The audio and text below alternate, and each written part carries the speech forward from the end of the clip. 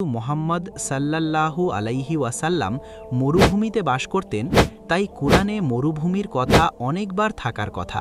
কিন্তু আকর্ষণীয়ভাবে কুরআনে যেমন তুষার শীতল কথাটি একবার এসেছে, ঠিক তেমনি মরুভূমির মরীচিকা সারাব শব্দটি নিয়েও একটি আয়াতই আছে। আল কোরআনকে চ্যালেঞ্জ করতে আসা ডিবেটারদের প্রধান একটা প্রশ্ন হল, আল কোরআনে যদি সমস্ত কিছুর বর্ণনা থাকেই, তাহলে তুষারপাত এবং বরফ সম্পর্কে কেন নেই? আল কোরআন মুহাম্মদ সাল্লাল্লাহু আলাইহি ওয়াসাল্লামের বানানো গল্প, ছল চাতুরি এরকম মনে করেন অনেকেই বলেন, কি এমন আছে এই আল কোরআনে? আমি আজ বলবো কি আছে, কিভাবে আছে, কেন আছে। আমার জীবনের সবচাইতে কঠিন এবং চ্যালেঞ্জিং ভিডিও বানাচ্ছি আজ। আমি একজন সামান্য মানুষ, খুব বেশি কিছু জানি না। আমি তাই জানি যা আমার রব আমাকে জানিয়েছেন, আর তিনি জানাননি এমন কোনো কিছুই নেই। তবুও এই ভিডিওর রিসার্চ করতে গিয়ে আমার হাত কেঁপেছে। যত জেনেছি তত বেশি অবাক হয়েছি। আজ হিস্ট্রি আর এভিডেন্স থেকে আমি কথা বলবো এমন এক বইকে নিয়ে, যা সমস্ত বইয়ের বই। লেখাটা বাংলা হলো, তিনিই একমাত্র উপাসনার যোগ্য। সহযোগী নেই, এ কারণেই আমাদের জন্ম এবং এ কারণেই আমাদের মৃত্যু। কারণ পরীক্ষার্থী হিসাবে আমাদের জন্য একটি শুরু এবং শেষ থাকতেই হবে। মুহাম্মদ সাল্লাল্লাহু আলাইহি ওয়াসাল্লাম কোনো প্রাতিষ্ঠানিক শিক্ষায় শিক্ষিত ছিলেন না। সহজ কথায়, তিনি অক্ষর জ্ঞানহীন ছিলেন। ইতিহাসের এই দিকটিকে পুঁজি করে অনেকেই বলেন যে, যেহেতু মুহাম্মদ সাল্লাল্লাহু আলাইহি ওয়াসাল্লাম অশিক্ষিত ছিলেন, তাই তার অনুসারীরাও মূর্খ। যারা কোরআনে বিশ্বাস করে তারা জ্ঞান বিজ্ঞানহীন অশিক্ষিত মানুষ। কিন্তু আপনি হয়তো জানেন না কোরআনে কি আছে আর কি নেই। প্রথমে মূর্খতার প্রসঙ্গটি নিয়ে কথা বলা যাক। এটি বোঝার জন্য ইসলাম পূর্ব আরব বা আইয়ামে জাহেলিয়াত যুগ সম্পর্কে জানা প্রয়োজন। প্রাচীন আরবের লোকেরা নিজেদেরকে হজরত ইব্রাহিম আলাইহিস সালামের বংশধর বলে বিশ্বাস করত। ইব্রাহিম আলাইহিস সালাম একত্ববাদ শিক্ষা দিয়েছিলেন, অর্থাৎ আল্লাহ এক ও অদ্বিতীয়। প্রাচীন আরবের মানুষেরাও প্রথমে এটিই বিশ্বাস করত। কিন্তু তাহলে কাবা ঘরের ভেতরে ৩৬০টি মূর্তি পূজা করার বিষয়টি কিভাবে এলো? সময়ের সাথে সাথে প্রত্যেক ধর্মেই পরিবর্তন আসে। একবার নিজেকে প্রশ্ন করে দেখুন তো, হযরত আলী রাদিয়াল্লাহু তাআলা আনহুয়ের ঈমান আর আমাদের ঈমান কি এক? না, আমরা পরিবর্তিত হয়েছি। আমাদের ঈমান হযরত আবু বক্কর রাদিয়াল্লাহু তাআলা আনহু বা হযরত ওমর রাদিয়াল্লাহু তাআলা আনহুয়ের মতো এতটা শক্তিশালী নয়। এর কারণ হল যুগের পরিবর্তন। একইভাবে ইব্রাহিম আলাইহিস সালামের প্রচারিত একেশ্বরবাদও সময়ের পরিবর্তনে পরিবর্তিত হয়ে যায়। মানুষ ঈমান থেকে হারিয়ে বহু ঈশ্বরবাদ বা শিরকের দিকে ঝুঁকে পড়ে। তারা তখনও কাবাকে আল্লাহর ঘর বলেই বিশ্বাস করত, কিন্তু উপাসনা করত ৩৬০টি মূর্তির। এই মূর্তিগুলোর মধ্যে প্রধান ছিল হুবাল, আল উজ্জা, আল মানাত ইত্যাদি। এই দেবতাদেরকে মানুষ ও আল্লাহর মধ্যে মধ্যস্থতাকারী রূপে বিশ্বাস করত। বিষয়টি সহজে ব্যাখ্যা করা যাক। ধরা যাক, প্রাচীন আরবের কোনো ব্যক্তি বিদ্যা অর্জনের জন্য প্রার্থনা করতে চাইল। তখন সে আল কুতবা নামক দেবতার মূর্তির কাছে যেত। সেখানে গিয়ে সে বলতো, আল কুতবা যেন তার পক্ষ হয়ে আল্লাহর সুপারিশ করে। অর্থাৎ কাবার প্রতিটি মূর্তির কাজই ছিল বিভিন্ন বিষয়ে আল্লাহর কাছে সুপারিশ করা। এর ঐতিহাসিক তথ্য রেজা আসলান রচিত নো গড বাট গড বইতেও পাওয়া যায়। সব দেবতার মূর্তি থাকলেও তখন আল্লাহর কোনো মূর্তি ছিল না। বিষয়টি ইতিহাস ও প্রত্নতত্ত্ব দ্বারা প্রমাণিত।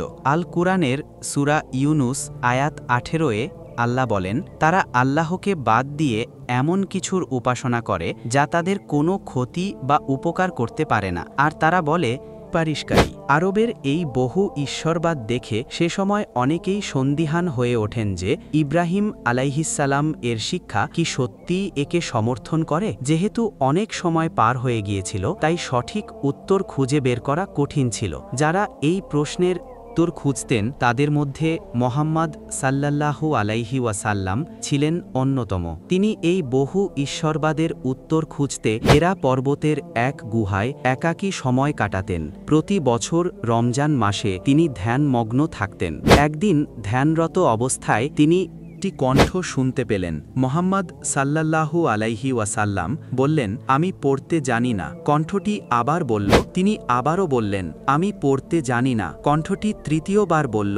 এবার তিনি জিজ্ঞেস করলেন, আমি কি পড়ব? তখন কণ্ঠটি বলল, পড়ো তোমার প্রভুর নামে, যিনি সৃষ্টি করেছেন। সূরা আল আলাক 1। আল কুরআনের প্রথম নাজিল হওয়া আয়াতের প্রথম শব্দটি যেখানে বলছে ইকরা বা পড়ো, যেখানে জ্ঞান অর্জন করতে, শিখতে, জানতে এবং পড়তে বলা হচ্ছে, এখানে এই গ্রন্থে বিশ্বাসীরা মূর্খ কিভাবে হয়। কুরআনের প্রথম নাজিল হওয়া সূরাতেই বলা হচ্ছে, আল্লাহ মানুষকে কলমের সাহায্যে শিক্ষা দিয়েছেন, এমন কিছু শিখিয়েছেন যা সে জানত না। সেখানে আল কুরআন কিভাবে মিথ্যা হতে পারে? মানুষের চিন্তাশীল মনের প্রথম প্রশ্ন, আমি এখানে কিভাবে এলাম? আমার পরিচয় কি? কুরআনের নাজিল হওয়া দ্বিতীয় আয়াতই এর উত্তর দেয়। তিনি মানুষকে সৃষ্টি করেছেন জমাট রক্ত থেকে। সূরা আল আলাক 2। আব্রাহামিক ধর্মের পরিবর্তন নিয়ে আল্লাহ বলেন, নিশ্চয়ই মানুষ সীমা লঙ্ঘন করে। সূরা আল আলাক 6। যে কুরআন শুরুই হচ্ছে পড়ো দিয়ে, সেই কুরআনে কি কি জ্ঞান আছে? মানুষ সৃষ্টি, মাটি থেকেই আমি তোমাদেরকে সৃষ্টি করেছি। সূরা তহা 55। এবং আমি তোমাদেরকে মাটি থেকে সৃষ্টি করেছি, পর জমাট রক্ত থেকে, এরপর পূর্ণ ও অপূর্ণ আকৃতির মাংসপিণ্ড থেকে। সূরা হজ 5। প্রাণী জগৎ সৃষ্টি এবং প্রাণবান সবকিছু সৃষ্টি করলাম পানি থেকে। সূরা আল আম্বিয়া 30। পৃথিবীতে পানির উৎস, আমি আকাশ থেকে পরিমিত পরিমাণে পানি বর্ষণ করি।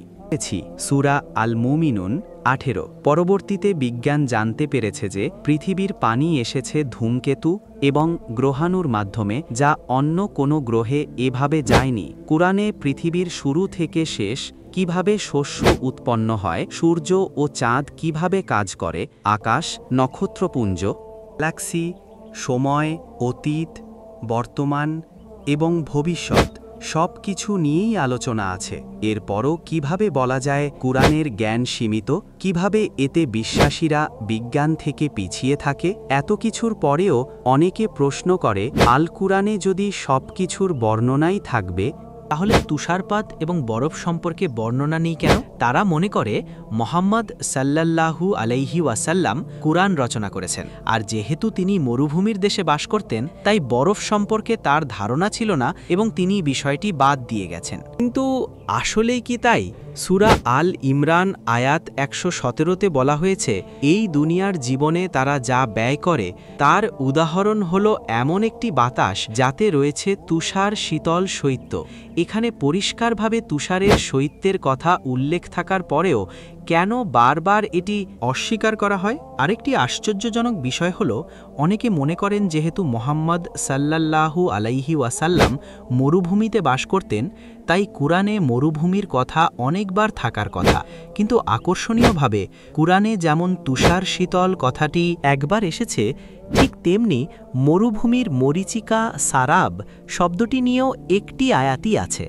যেন আল্লাহ ভারসাম্য বজায় রেখে একবার তুষারের এবং একবার মরুভূমির মরীচিকার কথা বলেছেন। প্রকৃতপক্ষে আল কুরআনের প্রথম নাজিল হওয়া শব্দ ইকরা বা পড়ো, এই হলো সব প্রশ্নের উত্তর। আপনাকে প্রথমে এটি পড়তে হবে, না পড়লে জানবেন কিভাবে? অবশ্য আল্লাহ নিজেই বলেছেন, এটা সেই কিতাব যাতে কোনো সন্দেহ নেই, এটি আল্লাহ ভীরুদের জন্য পথ প্রদর্শক। সূরা বাকারা 2।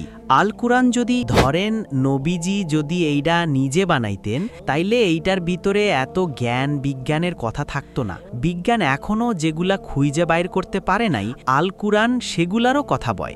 একদিন বিজ্ঞান ঠিকই সেই সবের কাছে পৌঁছাইব, খালি সময়ের অপেক্ষা।